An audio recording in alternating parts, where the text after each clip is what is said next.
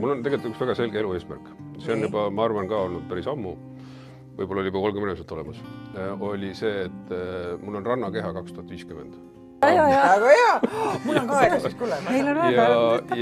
Ja vaat, ma olen nagu mõelnud seda, et mul on sellega nagu kogu aeg elus olnud selline, et ma mingi tohutu fit ei ole kunagi olnud, ja ma olen ka oluliselt suurem olnud ja siis nüüd see 2050, rannakeha 2050 on veidi laiem tähendus tegelikult. On see, et ma olen 75 on ju, et siis ma olen selline vitaalne, vaimult äge, terve, rõõmus, ja füüsiliselt nagu, kui seda rannakeha 2050 võistlust ei oleks, ma korraldan ja võidan ära selle.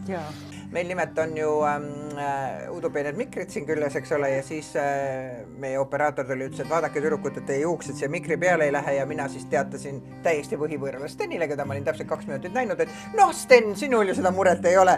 Ja siis jäi mõtlema, et huvitav, kuidas Sten reageerib. Aga Sten reageeris väga hästi, Sten ütles, et lokid ei sega mikrit. Nii et see on see, ühesõnaga elu jaotab inimene, ma saan aru. Ma võin seda ka kohe öelda, et võib-olla see mõnedel meestel veel on teemaks ja on osasid mehi elus, ma olen näinud, kes nagu vägisi üritavad seda sättida, et nagu nii kaua kui vähegi kannatab